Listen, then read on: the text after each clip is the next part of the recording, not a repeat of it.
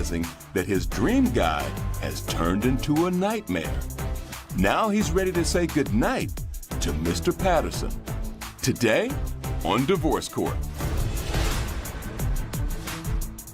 All rise. The Honorable Judge Starr presiding.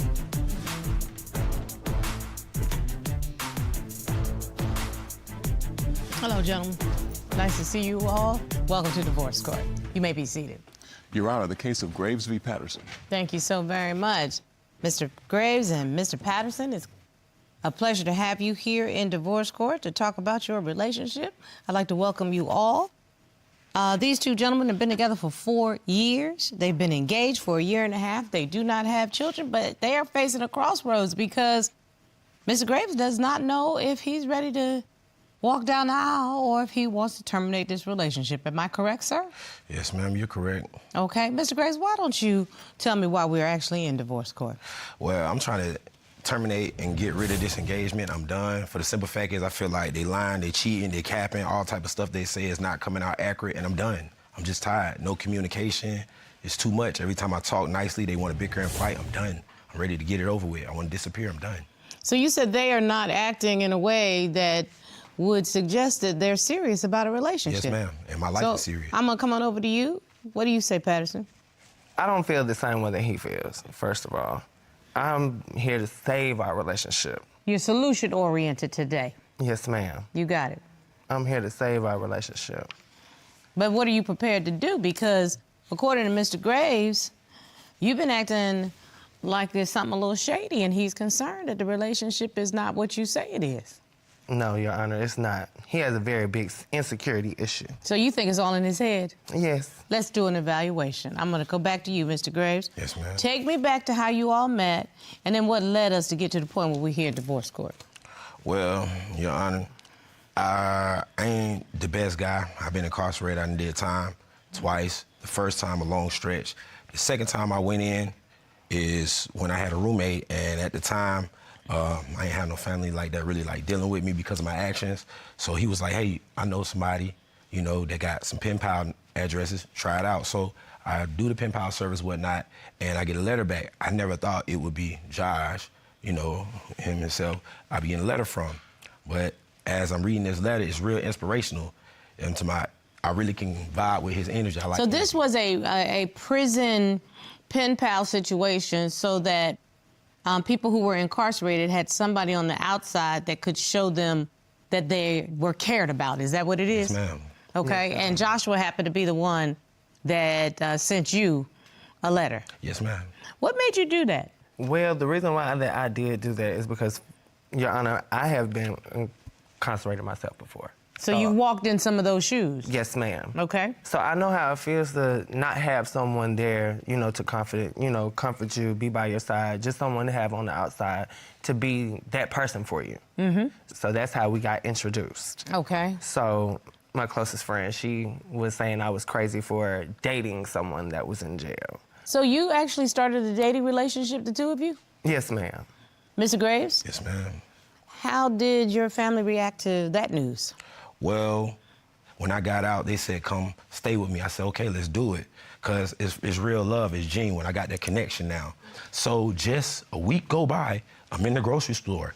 They're shopping, I'm with them, you know. Because you're acting like a couple, because you are. No, we are a couple. Yes. Yes, ma'am, we are. And it's sincere. So I see my family. They don't see them. I grab Josh and I said, come on, I'm tired of it. I said, what are you doing? I said, just come on. So when I see my family, I said, hey, this is Josh. I'm gay. They killed me of hiding. I'm happy now. I got somebody I love. Good for you. This is what it is. They spazzed. So it went left. Yes, ma'am. So that's how I came out right then and there. I got tired. And I'm not going to hide them for who I really love. So good for you. Absolutely good for you.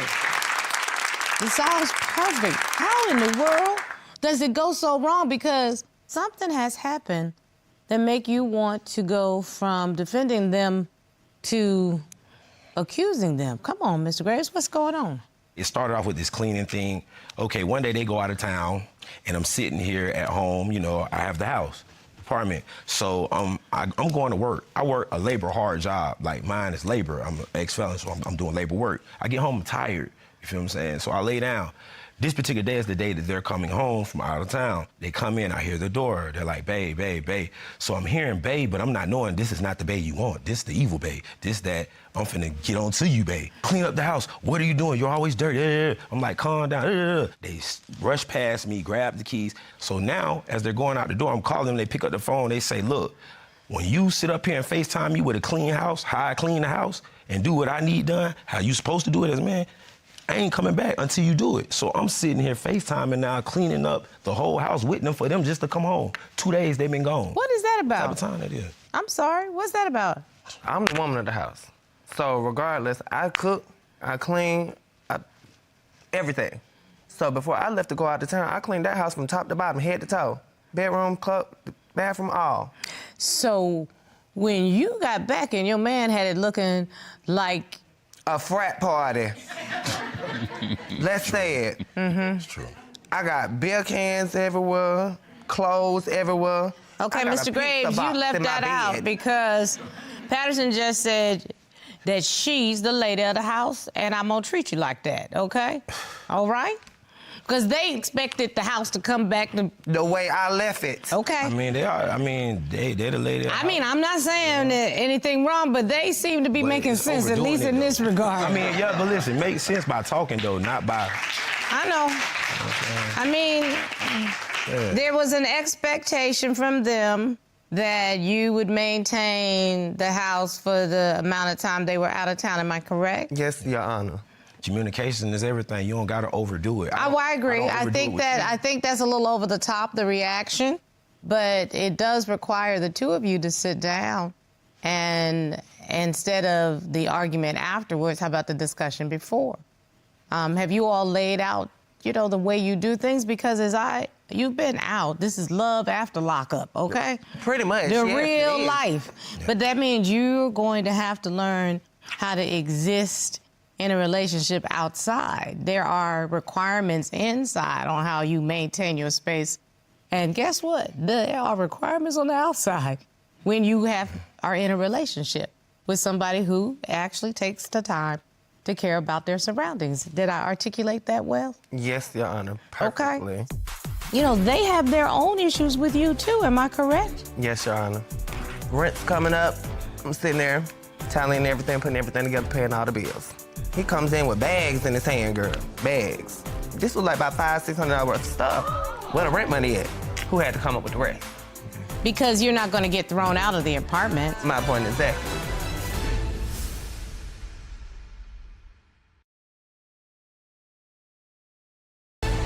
That can't be the issue. I know you all ain't even talked about having children together. What is going on with that? I'm not scared to say what I need or want in life. I want a family. I want that support. Okay. We have somebody that's a friend, good woman that's willing to do it. But because of this bickering and arguing and fighting and constant drama and negativity, she's not willing to deal with us because she don't want to be a part of it. So she was willing to be your surrogate. Yes, ma'am. And give the two of you the child that you want together. Yes, Yes, ma'am. Your Honor. But let me guess, she saw a whole lot of this toxicity and said, no, I'm not going to be auntie in the middle of toxicity. Is that pretty much it? Correct, Man, yes. I would be the same way. And for me, it's a friend of mine. So she even agreed. She's like, if y'all can get this together and y'all can figure out what's the problem, I got y'all. You know what's the I'll problem. come on back. I'll make sure you and little Jalea and Solomon Jr. will be made. Yeah, but they know what the problem is. So what the problem is that you all don't know how to talk to each other, that you all don't know how to communicate, that you're still having an incarcerated mentality when you are out and free. And out and free means you have to work on compromising. I don't want you to have an incarcerated mentality because an incarcerated mentality is you are going to be on a routine. Somebody's going to be telling you what to do. Now it's time for the two of you to come together and figure out what your new routine is. Does that make sense to you? Yes, Your Honor. So, again, this goes back to you all establishing a new routine because you all have not established A routine. how it's going to work in your house.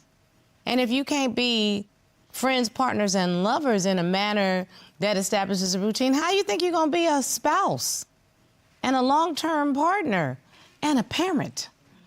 Okay? That's not going to work. You can't bring children into that mess. I have to understand, they have their own issues with you too. Am I correct? Yes, Your Honor. What are those issues? Now, mind you, like I said, I'm the lady of the house. I make sure all the bills is lined up, everything is calculated, everything is lined to the side. Rent's coming up, I'm sitting there, tallying everything, putting everything together, paying all the bills. Mind you, he walks in the door. He's been gone for me about a good 2.5 hours. He comes in with bags in his hand, girl, bags. And I'm looking like, you got bags in your hand. Sorry, Your Honor. What's in the bags? That's what I was wondering. So he dropped the bags on the bed. All I see is Balenciaga shades. I see some pants. I see some shirts. And now, mind you, these ain't he ain't go to no Walmart. He went to the mall, baby. And spent significant amount of money is your point. Mm-hmm. So I'm sitting there thinking like, okay, this was like about $500-600 worth of stuff. Where the rent money at? Where your part?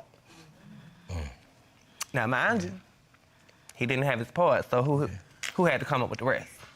Because you're not going to get thrown out of the apartment. My point exactly. And so your point is you can buy nice things, but you have to make sure that you secure the bag for the family. Okay. Most definitely. Priorities come first, which is our household. Are y'all serious about a relationship? I Yes, love Your that, Honor, man. we are. But But then why are y'all doing this back and forth, tit for tat, mean-spiritedness? Why? I don't know, man, because I really do love them. I really came on my family for them. This man really means something to me. But the things he doing ain't right, because it's confusing. So I'm trying to get some understanding. But if he can't give it to me, I'm done.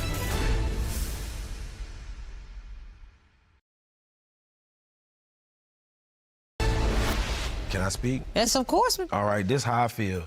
My check came the very next day, had the money, could have paid the late fee. Okay, then 2 days after that, a tire bust. So now I'm like, okay, look, your phone bill is due.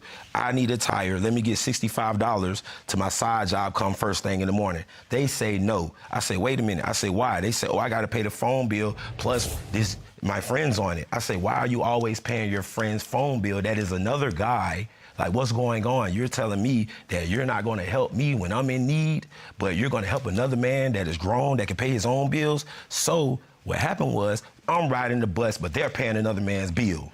So they do need to give an explanation if you are in a relationship. Now, the situation with the phone bill is a very good close friend of mine.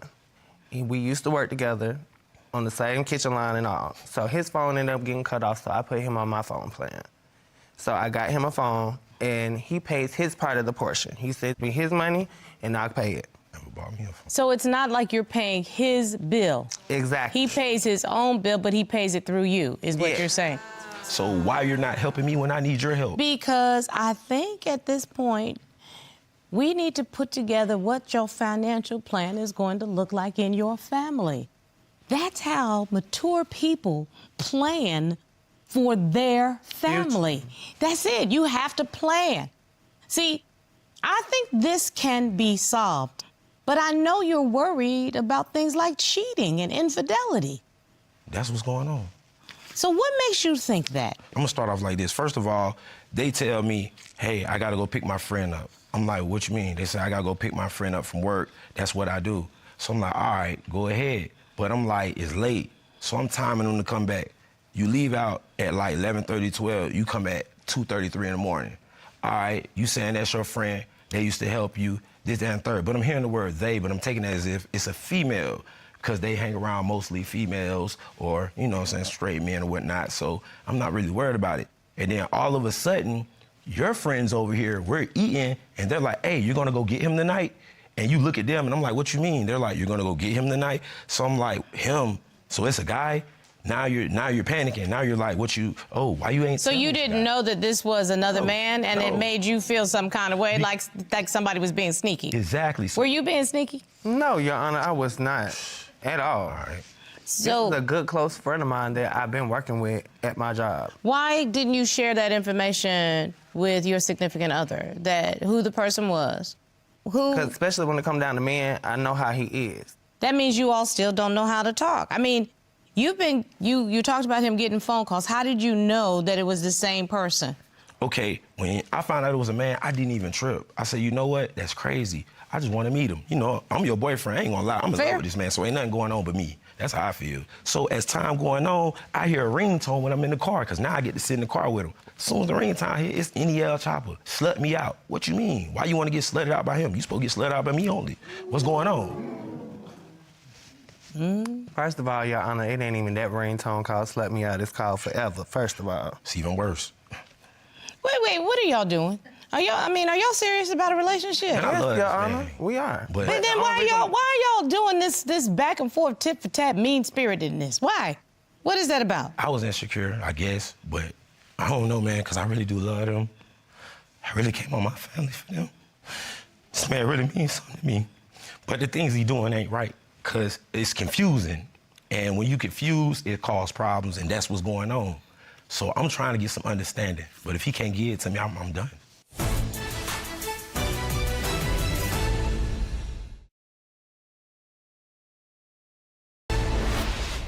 Do you really believe that something's going on? I want you to tell me the truth. Do you really believe something is going on? Ma'am, listen.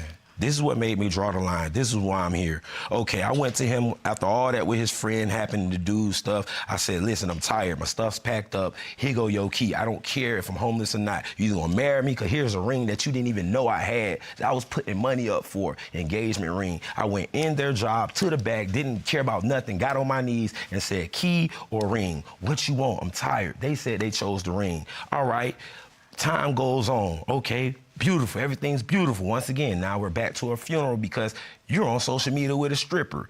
Dang on, he's an ex-stripper, you're an ex-stripper. All these dudes, all these porn stars, what you got going on? I don't do that, I can't do that. So if I can't do it, why you could do it? Oh, don't worry about that, that's nothing. No, I don't wanna lay in the bed with a person that got something else going on. Simple. That's the answer, right there. I don't doubt that Graves loves you, Patterson. I don't doubt it at all. I don't doubt that Patterson loves you, Graves. I don't doubt that at all. But I doubt that you all will be able to make this happen, because love is just not enough. Love is just not enough. Trust has to be up in there. Financial responsibility has to be up in there. Communication skills have to be up in there. Both of you are too immature at this point to be with each other without putting the work in. And it's not just about tit for tat. You better put some work in. You better put some work in, Mr. Plaintiff, or you're going to lose this relationship. You better put some work in, Mr. Defendant, or you're going to lose the relationship. You might not lose it today, because I think y'all are just such passionate people, because you keep going back at each other, back at each other, back at each other, but you're not going to be happy in the long term, and life is too short to be unhappy. Ma'am, I'm happy. I'm just broken. I'm happy every day I see this. Guess what? Hurt people hurt people. And if you continue to allow hurt to live in your life and in your relationship, you're going to end up hurting each other. And that is nowhere for a relationship to go. I'm telling you hard truths. It will not go further. It will end up hurting both of you. And what my prayer is that you don't bring a child in to be a part of that hurt. That is why your friend said no, not yet. Y'all got a long time to go. You know how you put all that energy behind falling in love? How about putting some energy into falling in like? It's time for you to start to be grown people and work on mature relationships. I can't help you become more mature, but I can give you hard truths. If you don't, your relationship is doomed. That's my verdict.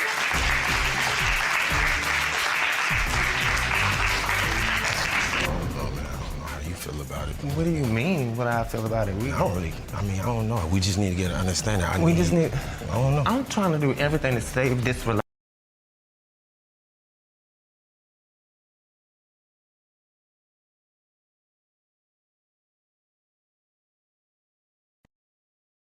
How would you feel if 8 years into your relationship, your partner's family still thought the two of you were just roommates? Well, on today's case, Mr. Clemens says he is sick and tired of being kept in the closet and the amount of attention Mr. Sparks is directing toward miscellaneous women. Mr. Clemens says he has reached a breaking point, and he's here today to tell Mr. Sparks that he will no longer be his secret lover or a pawn in twisted games. Ooh, am I intrigued? Let's hear their case. Court is now in session. The Honorable Judge Starr presiding.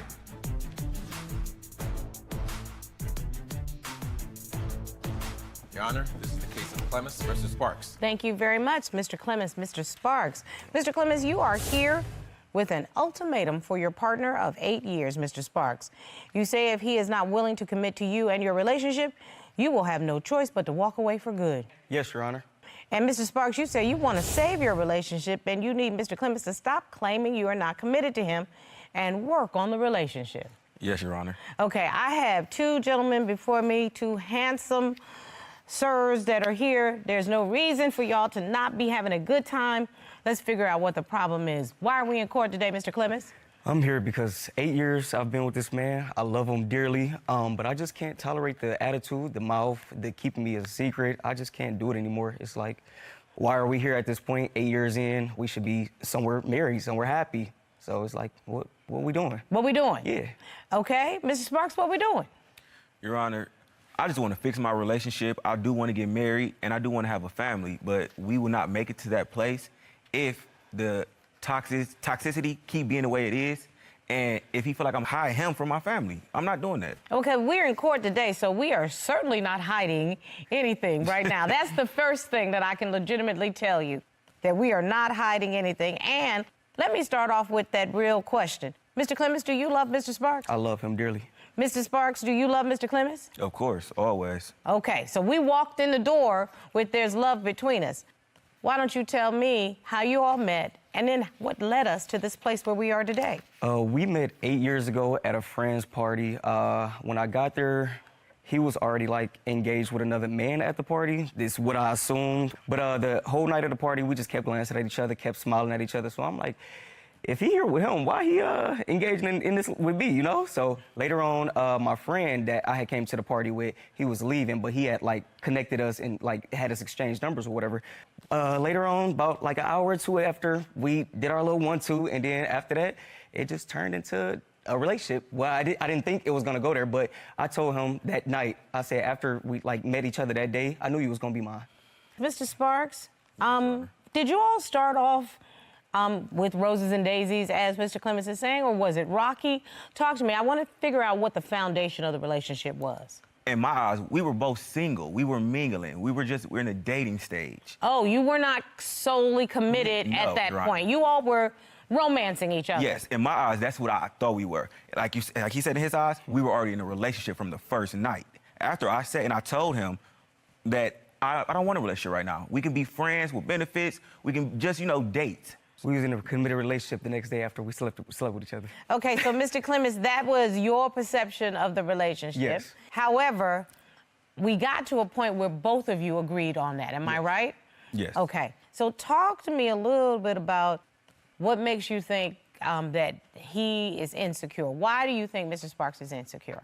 I threw him a party for his 24th birthday. We had a gathering, invited some family and friends through. One of the family members who I consider family had came and he was leaving. So I told BJ, like, I'm about to walk him down. So we walk in front of the hotel. We go to the car, smoke for like 10 minutes. He's upstairs claiming that he's calling my phone back to back. So when I get out the car and I walk back to the main entrance of the lobby, he's standing outside. So I'm like, what's up? Like, what's going on? You didn't see me calling my phone in. So I pulled my phone out and showed him, like, my phone have not rung, not once. Oh, you was just in the car performing that man. I said, what? Mind you, this is somebody I consider my actual family because I've grew up with this man. What happened? Your Honor, could I please tell my side? Because it was a weird situation. He told me he was going downstairs to walk his family member downstairs. When you walk somebody downstairs, that takes 5 to 10 minutes. It don't take an hour and a half. Now, that is correct. So when I go, after a certain time, like I'm having fun with my friends, we drinking. So after like 30 minutes, 30, 45 minutes, I'm like, okay, where's Lante? Me and my friend, we go downstairs. Mind you, he claimed that he was walking him downstairs. Me and my friend were in front of the hotel for like at least 15 minutes looking for him. I'm calling the phone. I probably called that phone over 100 times, Your Honor. About another 30, 45 minutes passed by. Out of nowhere, here he comes, like Houdini. He just jump out, boom. Him and the guy is walking towards him. So I'm asking, where have you been? Like, I've been calling your phone. You ain't been calling me. You ain't been calling me. Yes, I have. I've been calling you. So his pants unzipped. You don't got no answer why your pants is open? Like, what's going on? Okay, here's my question. Were you doing something nefarious as Mr. Sparks was worried? Why would I cheat on him on his birthday, first of all? I don't know, because there can be some people that do crazy Thank you. stuff now. I Some do people- know that. That's never been me. It's never been my character, and I would not be in a relationship. Are you a cheater? No, never been. Okay, Mrs. Sparks, why you put your head to the side? Because, you know, whenever somebody does that, that usually means, I mean, he got some cheater tendencies. He got some ways. He have done some things that I have questioned. He has been sneaky from in his phone, and I mean, like from texting people or Instagram or stuff like that with people on the phone. But then he'll delete it. But like on Snapchat, when you save a message and you delete it, and you go back to that person's name, the whole thread comes back up. So I'm telling you, technology will put you It on will put full you- blast. all red flags are there. So now I'm going back to you, Mr. Clemens. You are thinking that Mr. Sparks is being overly insecure. Overly insecure for no reason. But it usually happens in a relationship that you try to make your partner feel more comfortable. Yes. If Mr. Sparks is concerned, why would you put yourself in a position that it would make him concerned, is what my question is, sir. I don't think I put him in situations that make him concerned. I think he just really like over-exaggerate and overthink. He's always been this way, probably before me, from past relationships that he's been in. I just don't know. In the apartment, the bedroom was right here, the office is right here. So the rooms are connected, they're joined. So I'm in the room laying down, he's thinking I'm asleep, so he's in the office with his friends. As he's in there talking to his friends, he admits to them, oh yeah, me and such, we kissed the other night. You heard him. Heard him with my 2 ears, I heard him with your ears, Your Honor. I'm not playing.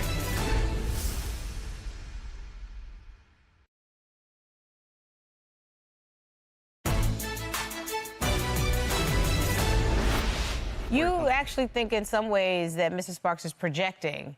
Oh, projecting for sure. So talk For to me a sure. little bit about that. It was another incident was a party that a friend of ours had. It was a party bus that we was on. He's in a row above us, and he accused me of turning around and catching me kissing her. This is a girl we talking about now. It's not even the guy. He claims that he turned around and we locking lips, and I'm just like, what would I be like kissing, especially in your face? So now I'm real bold because I'm doing it and I know you right in front of me. So he addressed it with me, and then I called her right then and there, like, you know, he accusing us of cheating. I'm sorry, tongue-tied. Accusing us of cheating, kissing in the back.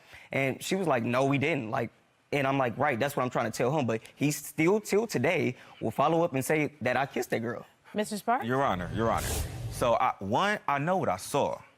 I know exactly what I saw. And at that moment, You always see something. At that moment, you know when you catch somebody doing something and they see you see them. So he seen me look back. He looking at me like, what? What's wrong? So he felt guilty. So at that moment, I didn't address the situation because it wasn't the time or the place. So when we got by ourselves, I confronted him about the situation. Yeah, he did call her. And when he called her, she said everything he said. But do you think she's going to be like, oh yeah, we was kissing, knowing he's in a relationship? No, she's not going to say that. Why would she So say then, I don't understand. I want to be clear. You both were on the same bus. You were in different rows at the time. You allegedly saw This is part of your the sneakiness. partner kissing, I don't care if it's another man or another woman, but kissing somebody other than you. yes. You did not stop the bus and turn up. No, I did not. You're a better man than me, because I'm going to let you know right now, that would not have happened had that been me. I'd have come down from row 2 and been in row 1, and we'd have set that off. That's all I want to tell you. That doesn't make sense to me. Yeah, but I was actually keeping my composure. But this is how, at first, when he told me, no, you made that up, I was like, okay, you know what? Maybe I'm being delusional. So I got to making excuses up for him. So I got to believe in what he was saying. So then, probably a week later, we in the apartment, the bedroom was right here, the office is right here. So the rooms are connected, they're joined. So I'm in the room laying down, he's thinking I'm asleep, so he's in the office with his friends. As he's in there talking to his friends, he admits to them, oh yeah, me and such, we kissed the other night. You heard him. Heard him with my 2 ears, I heard him with your ears, Your Honor. I'm not playing. He always hear and see stuff that I've never did So when or I said on my confronted mind. him about that, because at that moment, now, this is when I turned up, because now I'm in the comfort of my home, we ain't in public, we could say whatever we need to say. So I confront him. I'm like, so you told me you didn't kiss her, but I hear you bragging about it, because at this point, you're bragging. You're bragging to your friends that you kissed this girl. Oh, no, you didn't just hear that. So I'm like, you telling me I didn't just hear what I heard. So now you kind of trying to call me delusional. You trying to make me seem like I'm just lying and making up stuff. It didn't happen. It didn't happen, never happened. He really, like, when I say delusional, he makes stuff up for But no why reason. would And he probably make stuff up? projects- Thank you. I'm trying to figure that out. Why would he? Because he does the stuff that he accused me of. So that's the Bisexual. projection. That's what I get from him. And everybody around us knows that they tell him he's bisexual. And he's supposed to be a gay man. His family still thinks that we're like roommates. We've been- Nuh-uh, not after 8 years. 8 years. They think we are roommates. They think I'm his friend that he just brings to every event. And we just live with each other. You've been hiding this for so long. Like 8 years, that's a long time to drag it out. Okay, Mr. Sparks, now that is a big one.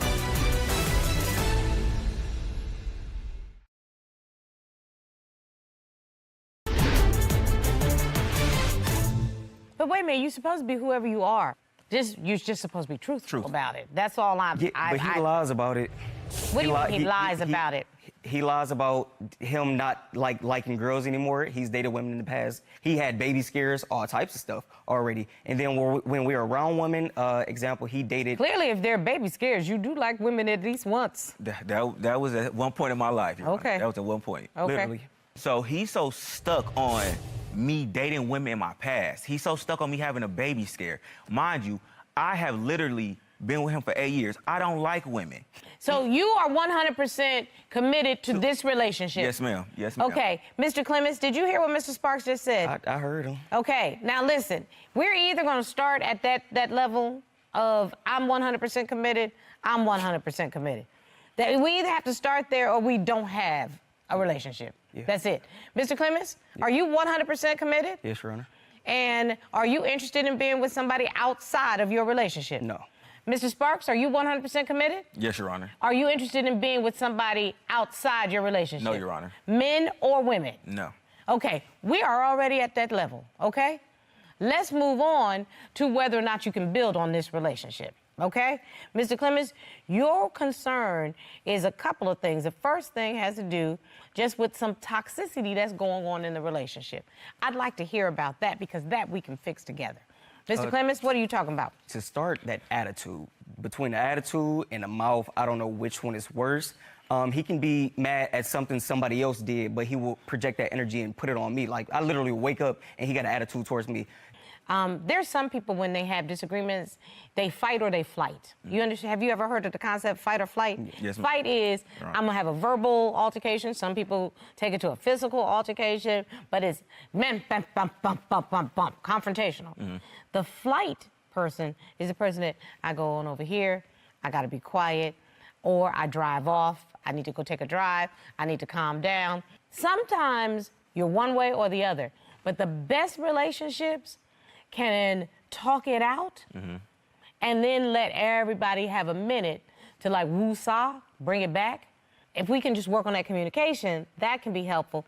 So, the big issue, the pink elephant in the room, sir, why do you think that Mr. Sparks is hiding you? Because I have not heard anything hidden here. His family still thinks that we're like roommates. We've been- Nuh-uh, not after 8 years. 8 years. They think we are roommates. They think I'm his friend that he just brings to every event. And we just live with each other. It's just like, how are you, like, not telling them that you're in a relationship with me when you've been hiding this for so long? Like, 8 years, that's a long time to drag it out. Okay, Mr. Sparks, now that is a big one. I do tell people he's my roommate. I'm not gonna lie to that. But it's reasoning behind why I am the way I am and why I say that. One, I tried to come out to my family, and it gave more of a you're confused. It's just a phase you're going through. So when I tried to be myself, How long ago was this? oh, years ago, around the time when I met him, when we started our relationship, because he made me feel very comfortable to even do that. Good for you. So when I did that, the response that I wanted, I didn't get. And I'm taking a risk with my family. And I try to explain that to him, and he don't understand. He's like, it's either me or them type of attitude. Like, Well, it's never going to be me or them because we want it to be all. But you have to be secure enough in yourself to be who you are. I agree. And from everything that I see, you're very loving, wonderful young men. So I couldn't imagine a parent that wouldn't be proud of you, okay? So I assume when you all go to family events, Mr. Clemens is with you? Yes. Is your family accepting of Mr. Clemens? Do they like him? Yeah, they love him, but they love him as my bro. He's my friend. I want to tell you a secret. Yes. Everybody know. Everybody knows. Everybody know. Everybody. Your auntie know. Your Uncle Bobby know. All of them know. They all know. They been knowing. And guess what? They will get used to it. And they will get comfortable. And it will be fine. Mm-hmm. That's it.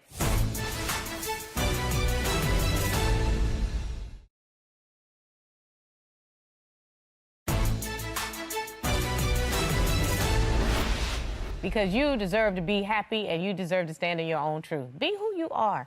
Your family loves you just like you are. Trust me. And they know everything about you. Because if you really love somebody and if you're trying to build it, I can't imagine that the family won't support you in that regard. If they don't, give me their number. I'll call them.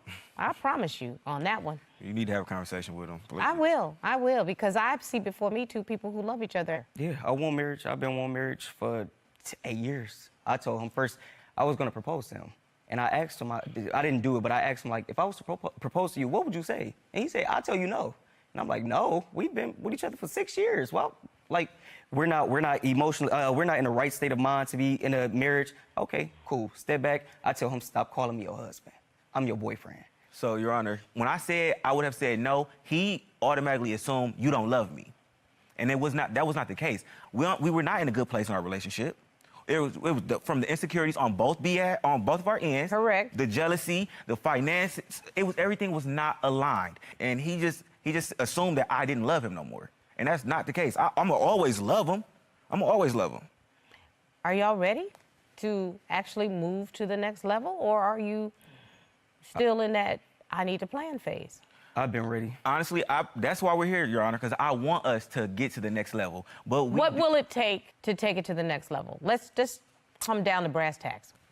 We have to be more responsible. We be adults about certain things. Are you ready for premarital counseling? Yeah. I can do that. I suggested this a long time ago. No, you told me. And he told me. For myself. Okay, well, I suggested we both get a therapist. One for me, one for him, together. He told me, no, I don't need that. You need that. That's your problem. Okay, well, I can tell you right now, the best part of premarital counseling is when you have individual sessions also. And gentlemen, Mr. Clemens, Mr. Sparks, yes. I would be happy to offer you the ability to have some relationship counseling so that you all could explore what reasonable expectations are in a relationship and whether or not the two of you can take this to the next level. But you have to bring two whole human beings to the table. Are you ready to explore that, Mr. Clemens? I'm ready to explore it. Mrs. Sparks, are you ready to explore it? Yes, Your Honor. Okay, because after this counseling, then you can have the discussion on whether or not you're ready to be each other's husband. And then also, that person, your counselor, can help you with navigating, talking to your family and getting them to accept how important this relationship is to you. With the court's offer, would you be willing to accept it, Mr. Sparks? Yes, Your Honor. With the court's offer, would you be accepting of it, Mr. Clemens? Yes, Your Honor. Then that's exactly what.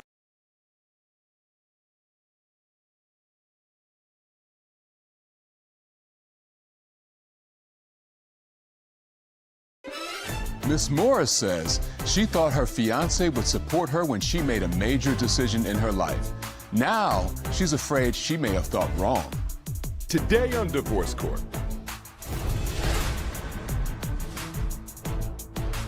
All rise. The Honorable Judge Starr presiding.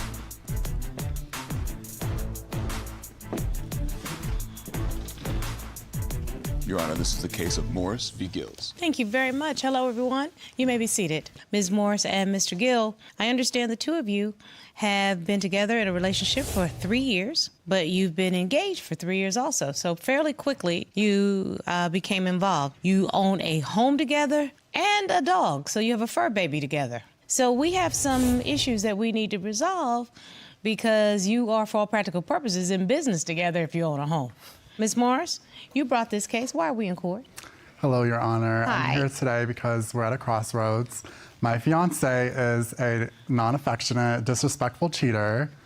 I love him, but unless we can come to an agreement, then we're gonna have to go our separate ways. When did you buy this home together? 1 week after we started dating. We met at a bar and we were flirting the entire night, and I was currently looking for an apartment and he was in the process of investing like into this family home. So I was like, well, perfect timing, you know, everything happens for a reason. And we got engaged 1 month later. I came home and there was these rose petals all over the bed. He got me champagne, there was wine, and he had a ring, and it was like the perfect thing that I could ever imagine. It was so luxurious and gorgeous. It's beautiful, but you couldn't wait 20 more minutes? You bought a whole house together? Yeah, he was already in the process of like investing into this home because he was getting it for cheap because it's a family home. Did you participate in the purchase? Yes, I did. Did you even know each other's middle name by then? No. But I like that. I love moving fast. It's just how I work, and it's how he works too. We got along perfectly. Yet you are both in divorce court. Yes. So clearly something was not all perfect. Why don't you take me back? Why are we here, Miss Morris? Yes. Growing up, I always felt like I wanted to be a girl, but I just didn't really know it. I would play in my mom's blush. I wore makeup to school in like 6th grade, and then I would get bullied by like guys, and then So I had these like repressed feelings my whole life because of obviously the repercussions of wearing makeup as a boy. It's not good. But when I met Josh, we got like so close. There was so much trust in our relationship. Like, I can tell him anything. I'd never ever met someone like that before. So I had all these clothes that I was getting from the thrift store, like women's clothes, and I was hiding them around the house, like hiding them from him. And I was hiding makeup, eyeliner, and I would take pictures like wearing this stuff, but I would never like wear it around him. And one day we were watching TV. There was a drag queen on the TV, and I was like, well, how do you feel about drag queens? And I was dropping these questions here and there, like, well, how do you feel about transgender women? And then I just finally showed him a picture of me wearing the makeup and the wigs. And I had to do this because I was hiding this stuff for so long. So it just felt really good. How long were you involved together before you decided to make this revelation? 2.5 years. So you lived as a man in this relationship Yes. for 2.5 years? Mm-hmm. I'm going to turn over to you, Mr. Gill. Was that a surprise to you? It was, honestly. Like, I wasn't aware of it until this moment. So I really didn't know what to say or how to react. I was just shocked, and I just had to process everything all at once. You have lived your life as a gay man, am I correct? Yes, yeah. And so when you met Miss Morris, she wasn't Miss Morris, is that correct? Yeah, when I met Elle, she was Lars. Miss Morris, you agree that Mr. Gill thought he was engaging in a relationship with another gay man, am I correct? Yes, of course. But upon the night that I told him, I asked him how he felt about it, and he said he was going to work on accepting it. I asked him, like, immediately the next day, do you still want to have sex? And he was like, yeah, it should be fine, but I'm not sure. And then I was thinking about it the whole day, so the night comes around, I ask him, and he's like, I'm just not comfortable. Let me ask a question, Miss Morris. Mr. Gill, why were you not comfortable? It's not that I wasn't comfortable, it's just I like men. I couldn't, get it up, so I just didn't want, I just felt awkward about it.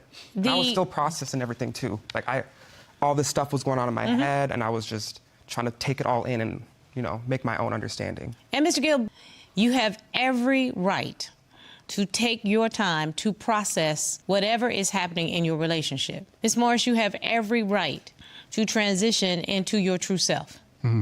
But there's something that both of you need to understand. That's not who you all were when you both met. Exactly. And so managing expectations is the first step in figuring out whether or not there is something here. Yes. So, Mr. Gill, as I understand it, you thought you were involved in a relationship with another gay man. Correct, and that's what I wanted. And if you wanted to be in a relationship with a woman, you would have chosen a woman.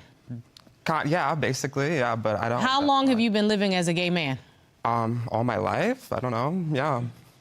And that's my point, because you have every right to be that person. You don't need to justify it. Thank you.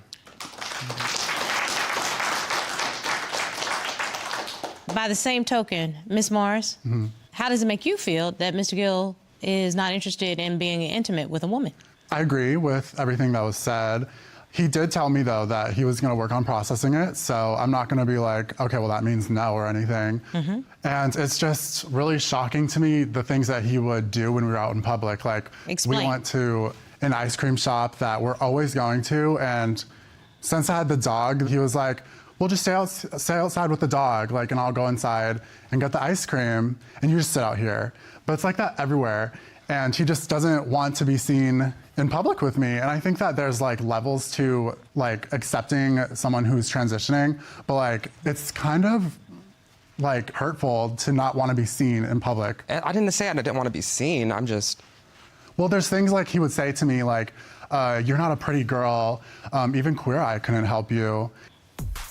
You knew that Miss Morris was an escort? Before, yes, but recently my friend showed me one of the websites and was like, isn't that, wait, is that L? And I was just shocked. Were you on an escort website as a transgender woman?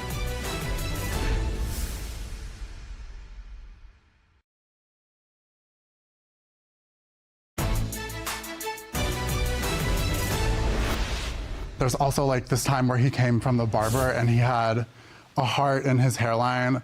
And I was like, well, why did you get that done? Like, does your barber have a crush on you? He was like, oh, you want to talk about my hair? I'll talk about yours. Watch this. And then he takes my wig and burns it in the bonfire. That wasn't the wig. I submitted evidence of this too. There's literally a picture of my wig up in flames because of him. May I please see the evidence? Ooh. Yeah, that's Party City wig. It's dingy. It was the only wig that I had, Your Honor. It is so clear that although Mr. Gill is processing, this is not the life he signed on to. Am I correct, Mr. Gill? Yes, you are correct, yes. Mr. Gill wanted to date a man. Mm-hmm. That may be hurtful, but that's true. Am I right, Mr. Gill? Yes. You need to be true to yourself as a woman. Am I correct, Ms. Morris? Yes. That may not work for Mr. Gill. Are you prepared for that? No.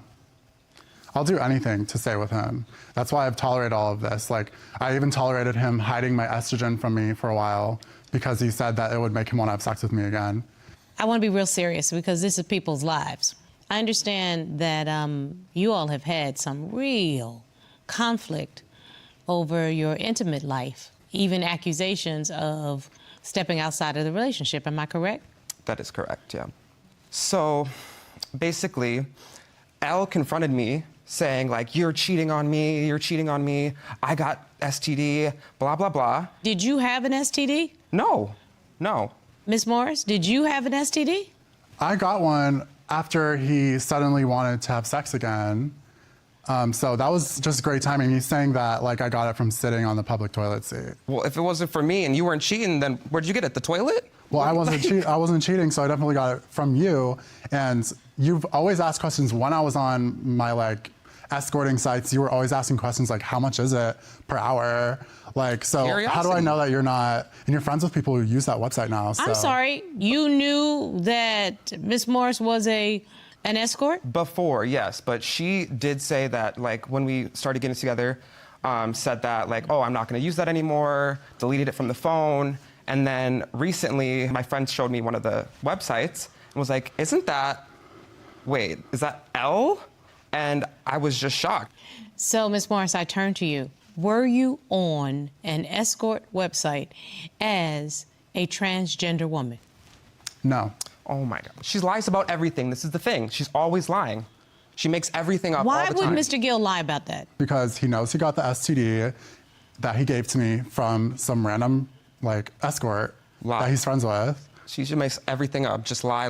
Like, you know that it was on that site that you probably got that freaking STD. I'm still trying to figure out how Mr. Gill did not get an STD. Did you get treated for an STD? No, I didn't get one.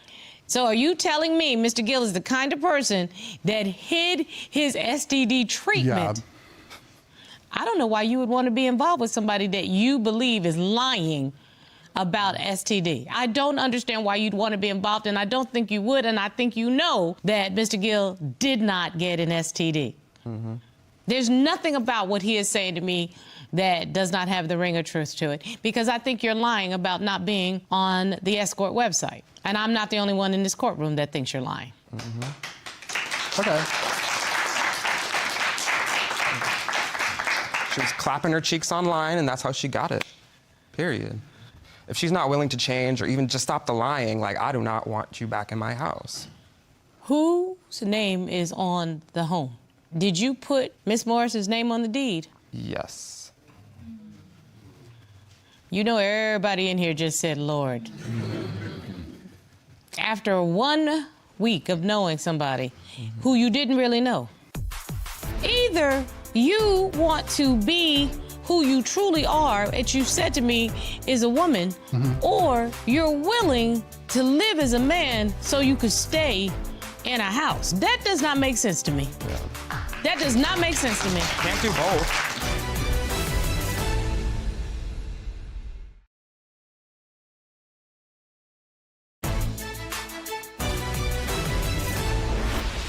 Ms. Morris, if Mr. Gill were to say to you, I want you out of my house, what would be your response? I would say, why? Do you want me to take my wig off? Do you just want me to walk around the house looking like Lars again? Like, literally, what do you want? Like, let's just come to an agreement at this point. I want the old you back. That's what it is. I've been saying this. Well, then that's what you'll get. It's just gonna take me some time to, like, figure out how to do both. I need to live my true identity, but if you want me as a boy around you, then whatever. I don't understand this, because what I don't want is society to think that you could switch back and forth. Either you want to be who you truly are, as you said to me, is a woman, or you're willing to live as a man so you could stay in a house. That does not make sense to me. Yeah. That does not make sense to me. Can't do both. Because then that says to me Can't be both. that you're using this relationship. Because if you are truly a woman, if that's truly who you are, nobody in the world could make me live as a man. Nobody. If you're a woman. Once you have decided that you want to be your true self, why would you ever compromise? I'm in love. I'll do anything for love. And it's not a permanent solution. I think that there's still truth to what he said, that it's gonna take him some time to understand and accept me as a woman. And I think that maybe not putting it so much in his face will help with that. I'll always be a woman, no matter what anyone thinks. So you're willing to fake it to the world in order to stay in this man's life? Yeah, if you put it like that, it sounds bad, but. That's because it's truthful. Mr. Gill, is that enough for you? I mean, I can't do both. It can't be both. Like, I want the old person that I fell in love with to come back. That person is gone. What you have now is the woman before you. Does that work or not? No, I'm a gay man. Like, I like men. He's in love with me, I'm in love with him, and I don't think that's like suddenly gone because I like got some, wig. Miss Morris, let me tell you something. He's not interested in being with a woman. Exactly. And it is very important for the trans community to be able to be their true selves. It's very important because do you know how many trans kids commit suicide? Because they have to fake it, because their families don't accept them, society doesn't accept them. Do you know how much violence there is against the trans community? Because people are faking it and going into relationships with people who are expecting one gender and ended up with another gender. Mean, nasty, horrible things happen. And the only reason that that would stop is if people are allowed to live their true selves in honesty and in peace. I don't know, it's just like leaving him sounds way easier than it actually is, because having to start over and share this transition with someone else sounds way harder than me just not talking about being trans around him for a little while longer until he stops being so egotistical and realizes that I'm literally the same person that I always have been. But you're not the same person, like. What he's saying, like he only wants to date men, but you fell in love with me and I wasn't even like on the inside a man back then. I'm literally the same that I was back then. You are living your life as a woman. If Mr. Gill wanted to be engaged and ultimately married to a woman, he would have chosen a woman. If he wanted a transsexual, meaning somebody born as a man who had transitioned into a woman, he would be with that person. None of those choices are bad, but he had every right to make the choice for himself.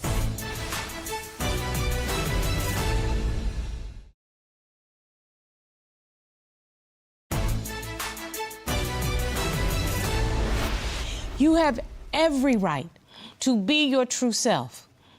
But if you are waiting around for this young man to accept you as a woman and be married to a woman, you're gonna be waiting a long time.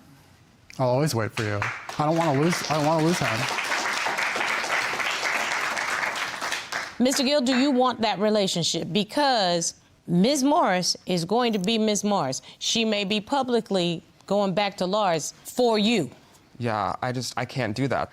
I want Lars to come back, but I can't have two sides, two things. Like, I didn't sign up for waking up to somebody I thought I knew, and they're gone. Do you see any path forward with the two of you as a couple? With Elle, no. With Lars, yes. So unless Ms. Morris comes back to you as Lars, I feel like I'm in the room with Sybil, okay? I'm a man, I'm a woman, I'm a man, I'm a woman. That's not fair. Everybody's entitled to be who they are. Yeah. And you shouldn't put on this person your expectations, but you deserve to have your expectations met. What would you like to happen today? I want to come to some kind of, like, agreement or do something that we can fix this, because It's not going to be fixed. And it's time for everybody to live in the truth. You literally have to love yourself as your true self. Ms. Morris, you're still learning how to do this. And let me be very honest with you. There is no way in the world, if your true self is Ms. Morris, that you should compromise that and go back or back and forth to please anybody. No way in the world, because you will end up miserable, you will end up in pain, and you will end up hurt. And Mr. Gill, you deserve to be with who you want to be with. yeah. I know it's painful, but you both need to take a step back. Yeah, I have to leave the relationship. Like, I can't. And if for any reason you come back together, then you will come back in truth and in honesty. But right now, you do not need to be together, because there is nothing truthful about this relationship. You're not going to be happy in the state that it's in, and you're not happy in the state that it's in. This should be done. I do not like telling people when to break up, but this is a relationship that needs to break up. And if you can find your way back to each other, then you need to find your way back to each other in truth and in honesty and in your true selves. We're done here. You have my verdict.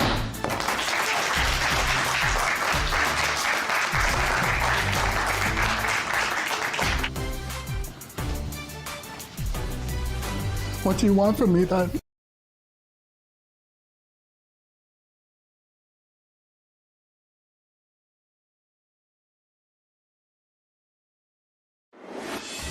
I met an interesting couple this morning in divorce court. You know, a 10-year age difference doesn't sound that big, but when the younger one is in her early 20s, that difference can bring a couple right into divorce court. Divorce court is now in session. Ms. Lena Williams and Ms. Crystal Williams, you two are married. You have been married for several months? Yes, Your Honor. Yeah. How many months? We got married June 26th. So, and, we're not far into this thing. Well, Your Honor, we've been together for 5 years. You've been together 5 years, Yes, but you're in divorce court after 2 months of marriage, and we're gonna get there. Now, you made a little bit of history in Ohio. You were one of the first gay couples to get married in Ohio. They had, the TV was there and all of that kind of stuff. Tell me a little bit about how you got married then, why you were one of the first ones to get married. What went into that decision? Well, I didn't personally set out to be one of the first couples. I didn't really even know what was up on the ballot. I worked third shift. I got a text in the morning when I was still asleep saying it passed, and I texted my friend back, said, what passed? She said, gay marriage. I said, wow. I said, okay, well, I turned over in bed and I woke her up. I said, it passed, and she couldn't believe it. We started, getting on our phones and looking on social media and confirmed. And I said, let's get dressed and let's go do it. I mean, let's just go do it. So we went down and got married. Now, there is a difference between the ability to do something and the wisdom to do something. Do you believe that you failed to really understand and do the work about what it is to be married because you got so excited, and rightfully so, about the ability to be married? Well, I feel I really wasn't excited at the ability to get married because I feel like me and her have been living as a married couple, doing the normal things married couples do. It's just we didn't have the paperwork. So I felt like we were just going down for paperwork. I mean, we've both conducted, regular. So you were married for all intents and purposes. You just didn't have the legal piece of paper to do it and the right to do it. We've had a household, My understanding is, however, you were really dogging her out for a good portion of the relationship. Is that true? Yes, Your Honor, that is true. Explain to me the nature of your dogging. Well, for the first 3 years, I was not faithful to her. When she met me, she knew I was coming out a serious 7-year long relationship. So when I first got with Crystal, I was still attached to the woman I was with before and her children. And for the first 3 years, I love Crystal, but I still had sensations that I still want to be with other women. And I felt like if Crystal was going to allow me to do it, I was going to do it. And I knew that she was never going to, I knew at that point I had her to where she wasn't going to leave me. So yes, I did cheat on her with numerous people for the first 3 years. Ms. Williams, did you know she was cheating on you for those 3 years? I didn't know, but You did I know. had. I mean, you knew I was. Hey. I had the feelings that she was. Suspicion. Did you Yes. ever confront her about it? Couple of times, but she kept going and going and going. Why did you stay after being so mistreated for 3 solid years? I really didn't even know. It was just the feelings was attached to her, and I pretty much packed my stuff and moved out so many times I lost count. And I just kept coming back and coming back and coming back because she kept calling me, texting me, I love you, come back, every time. You really have nowhere else to stay. I mean, we lived together. I mean, you really did. I mean, I pretty much, Did whatever. You took advantage of what she didn't have. She took advantage of her vulnerability. She didn't have anywhere to stay. She was significantly younger than you are. She had been somewhat sheltered. So you just took advantage of that, correct? I mean, that's what you're telling me. In other words, yes, but I loved her at that time. I loved her. I didn't say you didn't love her. I loved her, but I just wanted, I would say, sidelines. I wanted women on the side. I didn't want to be with those women. I didn't want to move in with them, but I wanted, because she doesn't like to go and do things, I wanted a companion to go and do things with. So yeah, I mean, I did what I did. Did you ever feel bad about hurting her? Your Honor, I don't know. I did. I did and I didn't. I did. Morally that's wrong. And then at times I didn't, because I don't know. I just didn't care. I mean, I care. Just didn't care. When did she stop seeing that other woman? She stopped seeing her after I finally gave her a taste of her own medicine. And how did you do that? Cheated on her. Was this an ongoing cheat or was this a one-time thing? One-time thing. Okay. And when you found out about it, how did you respond? How did you react? Well, this happened, I want to say probably about 2 years ago, going on 2 years ago. The people were supposed to be mutual friends, and the fashion they went about it, I was hurt because it was a couple, it was a man and a woman. So at that point when I found out, I'm questioning my wife's sexuality and everything, and these were supposed to be people that I was supposed to be friends with. So I'm like, if okay, you cheated on me, I know, I'm gonna give you a pass, but you didn't have to do it with so-called friends, and that's what hurt the most. So when that happened, I was tore up. Yeah. I ain't gonna lie, I was tore up. It's interesting how a serial cheater for 3 years who put her woman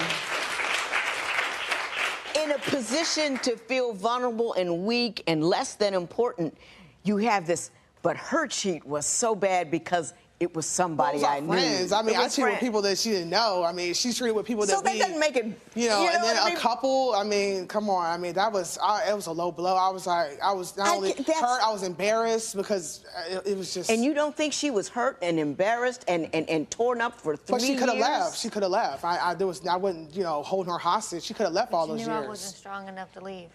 Well, I mean, that's not my fault. I mean. Wow. Mrs. Williams, why did you marry her?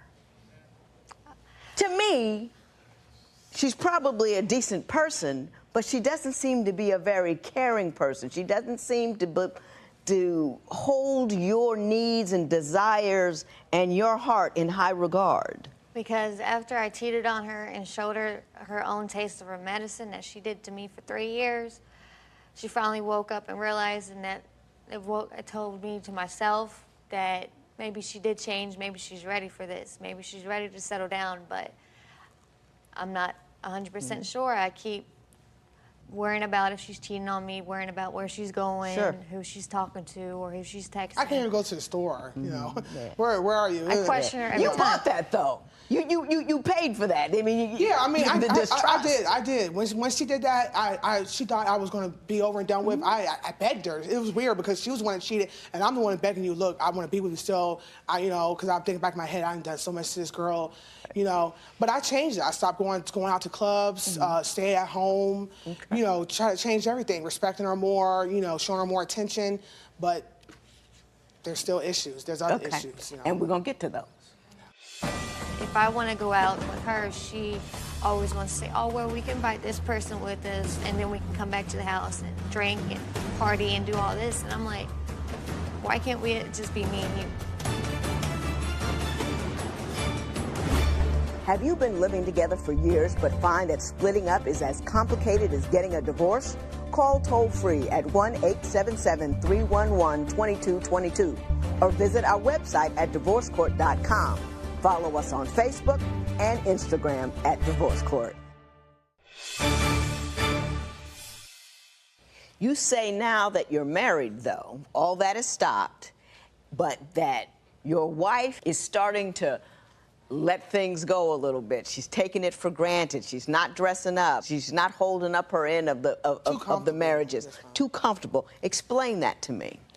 Well, I'm not asking for a wife that wakes up with makeup, heels, but I mean, we go out to eat. We, you know, really don't cook much. We go out to eat a lot or go here and there, and she doesn't. I mean, if she could, pajama pants, gym shorts, and I'm very attracted to my woman. The way she looks now, I wish maybe once a week she would look like this. It's not as far as being attracted. I love the way she looks, but you know, I'm the type of person I try to keep up with myself. I do, you know, clothes this and other. I have to go shopping and pick out her clothes. If it wasn't for me shopping for her, she would never get nothing. You know, this woman works hard. You know, and she just, I just wish that she would just spike it up a little bit. You know. What do you do for a living? I'm a press operator. A press operator. Yes. So that's physical. Yes. That's physical work. She says you don't dress up for her, that you've kind of let yourself go. Do you agree with that? No, because she saw how I dressed before we seriously got in a serious relationship before. She knew what she was getting into, and this is who I am. And she, ever since that, whenever I was with my ex-girlfriend, I used to dress up, do everything. And whenever I got with her, I was still getting over that relationship, and she expected me to keep dressing up, keep doing this and that, just to keep my spouse Well, why happy. did you dress up for the old girlfriend, That's but not the what new I one? was thinking, Judge. I'm sorry. And not the new one? Because I really didn't even know. Because she was still messing around with her ex-girlfriend at the same time. Right. And let me ask you this question: do you like dressing up, or do you like being cash? I do. But if she just wants to sit at home, invite people over, and do this and that, there's no point of always dressing up if we're always at home. Let me ask you this. You mentioned people coming over the house, and it seems to be a problem with you that she has people coming over, drinking, hanging out, and you don't like it. Tell me about that. I work Monday through Thursday. I want to at least spend time with her by myself. It don't have to be every weekend, but I want every week, every other week for me and her. But it doesn't seem like that. If I want to go out to dinner or go out to the movies or go do something with her, she always wants to say, oh, well, we can invite this person with us, and then we can come back to the house and drink and play cards and go party and do all this. And I'm like, why can't we just be me and you? Do you compromise on what you like? I mean, some people like to do A and some people like to do B, and that's perfectly fine. People have different desires. But is it always you get to do what you want to do and she needs to come along? Or do you ever say, hey, I'm not into what she wants to do, but I'll do it because I love her? Yeah, I compromise for her. We're off 3 days a week. We work 4 days and off 3. So on Sundays, it's usually our chill day. I cook. We do what she wants to do. Well, on those other 2 days, I do want to get out, socialize, and I want my wife by my side. I don't want to be by myself. I want my wife to be with me with going to these things, but she doesn't. That's not what she wants to do. Her ideal of a good night is go out to eat, come home, and sit and watch TV. You know,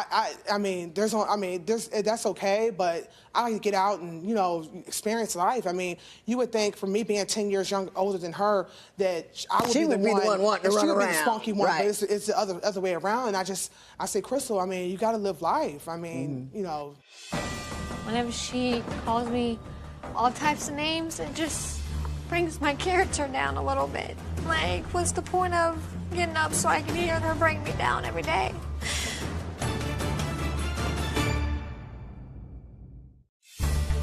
If you would like your case to be heard on divorce court, call us toll-free at 1-877-311-2222 or log on to our website at divorcecourt.com.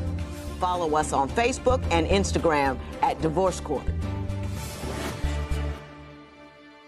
I'm going to say something to you in a minute. Yes, ma'am. But I'm going to talk to her first.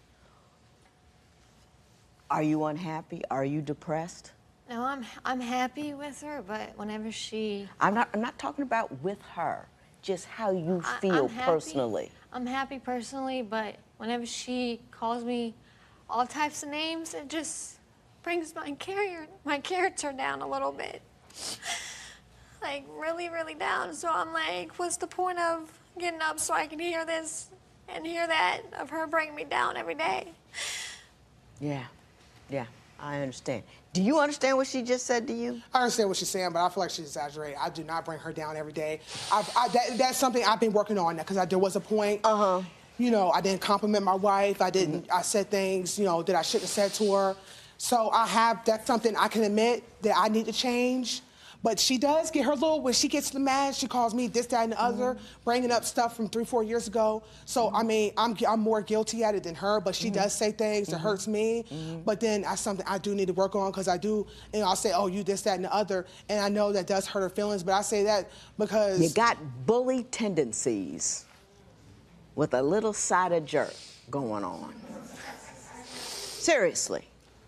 I'm just outspoken. No. I'm not talking about being outspoken. I talk louder and more than you do in any circumstance where I'm passionate about it. But let me tell you what you do when you beat somebody up for 3 years. And you beat her up emotionally for 3 years by having her and somebody else with her, knowing that she was too weak to leave, didn't have anywhere to go, and all of that is just beating her. And then you're going to turn around and say she's all weak and depressed. That's because she's been beaten for 3 years by the woman that she loves most. And her self-esteem has gone to nothing, because that's what you chose to do, because you had the capacity to do it, and you simply did. And if you throw somebody off a balcony, they break 9 bones. You can't just say, well, now bop on upstairs, I'm not going to throw you off anymore. The bones are still broken. You're right, I agree with you. Yes, you're right. In divorce court, people tell me the most intimate details of their lives. Join the conversation and share your experience on our Twitter page at Divorce Court and on our Facebook page. See how fans deal with their own relationships. The discussion can get heated. Don't miss it. When you tell a person who is weak and fragile, every time you argue, I'm going to leave you, that's like pulling the rug right out from under her. Everything else you say nice that day doesn't mean a thing, because she thinks one wrong thing and you're gonna bounce. And that to live in that type of insecure environment is devastating. You need to be woman enough to say, she's got these issues, I'm going to help her. You need woman enough not to bully her about what she ought to do. You need to be woman enough to do more things that she wants to do to help her bring her out of her shell, instead of just demanding and commanding that she do the things that you want to do. You got to be a better person. And it takes two to do that. No. It takes one person to be a better person. I'm not saying it's going to fix the entire relationship. You've caused most of the trouble. You've been the biggest bully. You've done the most jerk stuff. You need to change. Yes, Mom. And when she changes, you start to flower. You start to grow. You start to challenge your weaknesses. And you become happy and you become full. And don't become full because she loves you. Become full because you are beautiful, because you're intelligent, because you're working, because you're making money, because you're surviving. I want you to feel good about yourself, that even if she disappears tomorrow, it'll be sad. You'll cry, go buy a hat, then move on. Do you understand what I'm saying? And the more comfortable you feel about your beauty and your ability and your strength, the better off you'll be, whether or not she figures out how not to be a bully and a jerk.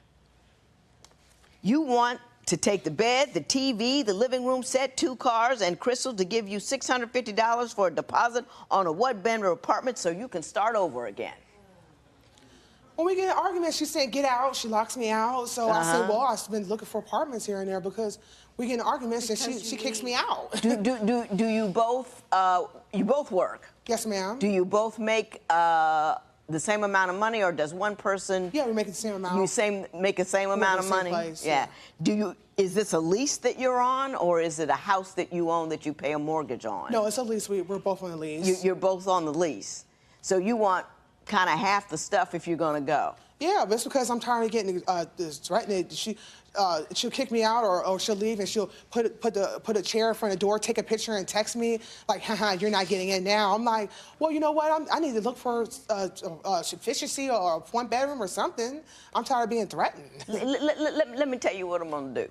I'm going to hold this matter in abeyance because I think you can fix it. It's been 2 months. Do you know what I'm saying?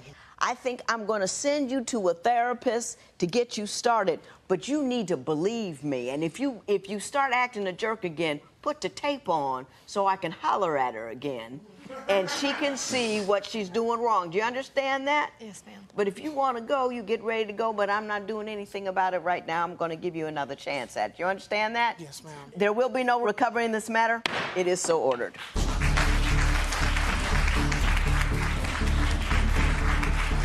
Just like I told Lena, if you're married to someone, your job is to make them feel bigger, better, and stronger.